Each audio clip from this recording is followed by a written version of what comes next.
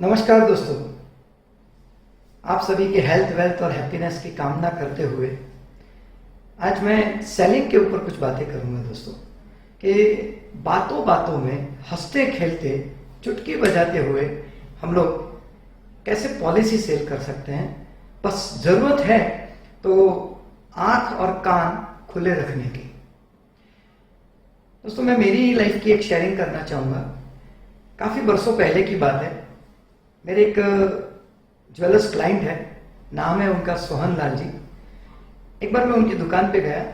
Already काफ़ी insurance वो लेकर बैठे थे, काफ़ी अच्छी पॉलिसियां थी पूरे परिवार की, लेकिन रिटायरमेंट प्लानिंग के लिए वो इतना सीरियस नहीं थे। क्योंकि बिजनेसमैन आदमी होता है तो उनको लगता है कि बिजनेस तो पूरी लाइफ चलने ही वाला है, आगे चलकर बच्चे भी बिजनेस चलाएंगे, तो रिटायरमेंट की प्लानिंग की जरूरत हमें नहीं होती है, ऐसा ये उनकी सोच होती है। लेकिन मैं मेरे हिसाब से काफी टाइम से उनसे बात कर रहा था। एक दिन मैं उनके ऑफिस पे गया तो वो किसी के साथ फोन के ऊपर बात कर रहे थे और थोड़े उतावले स्वर में, थोड़े अग्रेसिव बात कर रहे थे। शायद वो रिजर्वेशन की बात कर रहे थे, रेलवे की रिजर्वेशन की। अरे नहीं नहीं नहीं नहीं, ऐसा थोड़ी चलता है। अरे यार, 4 महीने पहले अपना रिजर्वेशन करवाने के लिए बोला है, फिर भी वेटिंग लिस्ट। नहीं नहीं चलेगा, नहीं नहीं, पूरा फैमिली लेकर जाना है। अरे वो कंफर्म टिकट ही होनी चाहिए। नहीं नहीं, कल वापस ट्राई करो, एक दिन बाद वाली ट्राई करो, लेकिन कंफर्म टिकट ही मिलनी चाहिए। और एकदम बड़े झुंझलाहट के साथ उन्होंने वो फोन रखा। मैं 30 सेकंड के बाद उनसे पूछा, अरे क्या हुआ सोहन लाल जी, आज इतने अग्रेशन में क्यों है, इतनी झुंझलाहट में क्यों है, इतने नाराज क्यों है? कहते हैं, अरे पारस भाई देखो ना, 4 महीने पहले राजस्थान जाने की टिकट निकाल रहे हैं, फिर भी वेटिंग लिस्ट आ रही है। बोलता है वो सीजन है, इसके लिए गाड़ी 5 मिनट के अंदर तो पूरी पैक हो जाती है। अरे ऐसे थोड़ी चलता है। बस दोस्तों, मैं हमेशा आंखें और कान खुले रखता हूं। मुझे मौका मिल गया दोस्तों, मैंने ऐसे ही बातें करते करते उनसे पूछा, बोला सोहन लाल जी, अपने गांव जाने का रास्ता यहां से कितने घंटे का होगा ट्रेन में? मतलब यही कोई 15-16 घंटे का रास्ता होता है।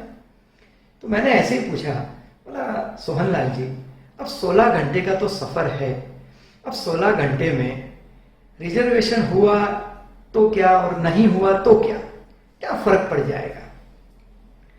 16 घंटे ही तो निकालने हैं।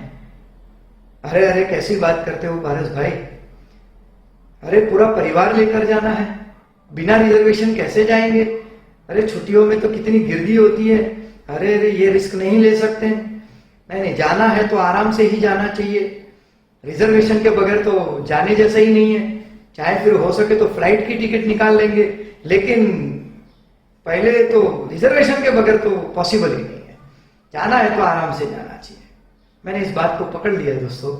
मैंने बोला, अरे सोहन लाल जी, सिर्फ 16 घंटे का सफर, वो भी आप आराम से कटना चाहिए, ऐसा चाहते हो, और दुनिया का हर इंसान यही चाहता है, और उसके लिए 4 महीने पहले आप प्लानिंग कर रहे हो।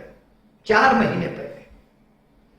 देखिए, आज से 20 साल बाद आगे जो 40 साल आने वाले हैं रिटायरमेंट के, उन 40 साल भी आराम से कटे, कंफर्टेबली कटे, उसके लिए कोई प्लानिंग किया? 16 घंटे का सफर 4 महीने पहले प्लानिंग करते हो, आगे 40 साल का सफर 60 साल से लेकर 100 साल की उम्र तक बड़े आराम से कटने चाहिए, उसकी प्लानिंग कम से कम 20 साल पहले करनी चाहिए कि नहीं करनी चाहिए? हंसने लगे। अरे पारस भाई, आप तो यार अपने बिजनेस की बात पे आ गए। बोला, हाँ, गलत क्या है? आप आराम से सफर काटना चाहते हो, चाहे वो ट्रेन का सफर हो, चाहे रिटायरमेंट का सफर हो।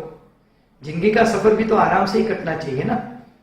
तो उसके लिए आपको नहीं लगता है कि रिटायरमेंट प्लानिंग होना चाहिए?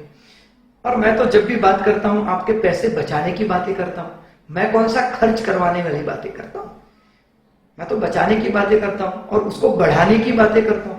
पैसा बचेगा तो वो बढ़ेगा बोनस के साथ। बोला, चलो चलो दिखाइए क्या लेकर आए हो। और अल्टीमेटली मैंने वो टाइम पे उनको 50 लाख की पॉलिसी जिसकी मैच्योरिटी कुछ 1.25 करोड़ तक पहुंचेगी, ऐसा करके मैंने उनको प्लानिंग बताया। नो डाउट उन्होंने उस वक्त एक साथ 50 लाख का तो बीमा नहीं किया, लेकिन उस वक्त उन्होंने 25 लाख का लाइफ इंश्योरेंस बनाया और मंथली 11,000 के प्रीमियम के साथ।